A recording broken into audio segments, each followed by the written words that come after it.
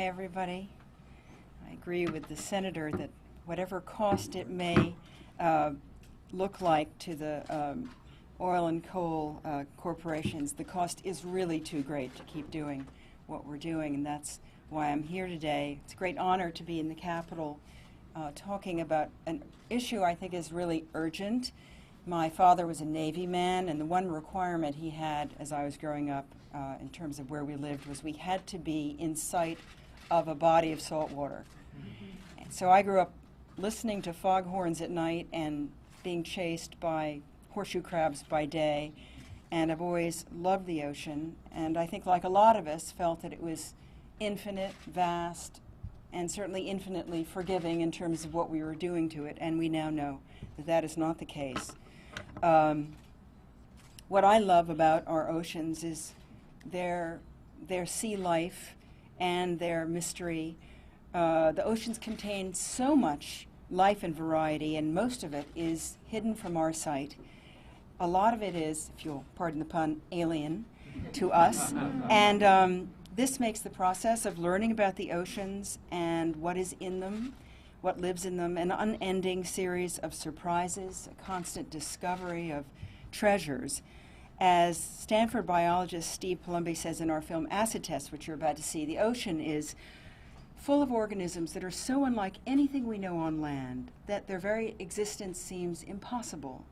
For instance, they're life forms that don't need light or food to survive. They simply consume chemicals, such as hydrogen sulfide, that bubble up from deep sea vents. So to quote Dr. Palumbi, this is ridiculous.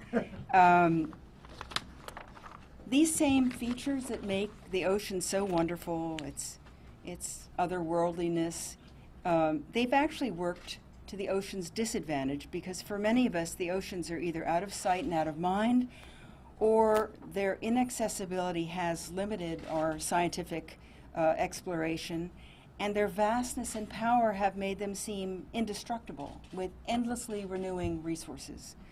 So we tend to forget a very important fact, which is that we all depend on the ocean for our survival, regardless of where we live or what we eat. The oceans generate most of our oxygen. They regulate our climate. They directly provide most of our population with sustenance. And so we cannot prosper unless the ocean prospers too. And the ocean is not prospering.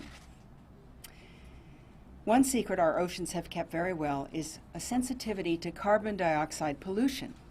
Now, scientists have known for decades that when CO2 mixes with ocean water, it creates an acid. But only recently did they begin to realize what this growing quantity of acid would mean for ocean life. And as you'll see in the film, this new understanding has a lot of the world's leading ocean scientists really freaked out. And what they can say with assurance is this, that if we continue burning fossil fuels as we are now, we will double the ocean's acidity by the end of the century. I think what freaked me out recently was learning that plankton now weighs 30% less than before.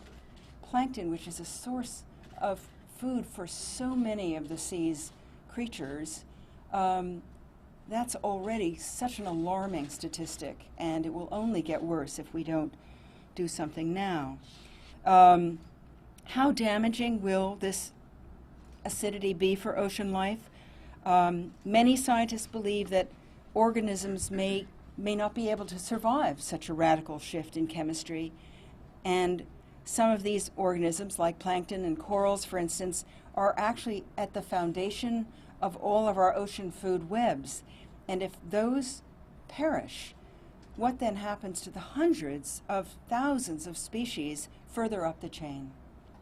We just don't know. But what portends to be on the horizon is best summed up in the film by Dr. Ken Caldera of the Carnegie Institution.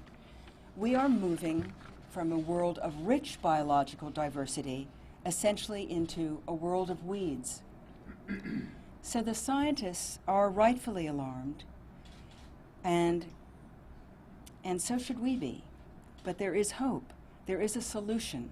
In fact, the scientists have a very specific hope, which is that all of you here in Congress, our policymakers, will listen to what the scientists are saying and take it to heart, and that you will all put aside your differences and begin America's transition to a clean energy economy, an economy based on efficiency and renewable power that will build a workable future for all living things. Thank you. I don't know if any of you have had a chance, I'm sure you're too busy thinking about health care, to watch Ken Burns' series on the national parks. And the series makes it very clear that it is sort of part of our human instinct to look at these beautiful tracts of wilderness and want to make money off them and make a profit.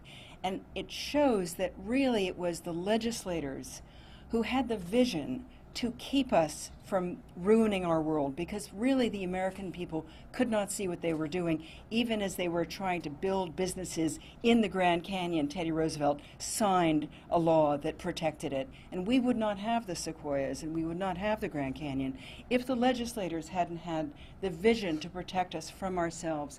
And I think the American people will not forgive their leadership if we don't get the message out to them so they can write their congressmen and say, and women, and just say, we can't allow this to happen. We only have one planet.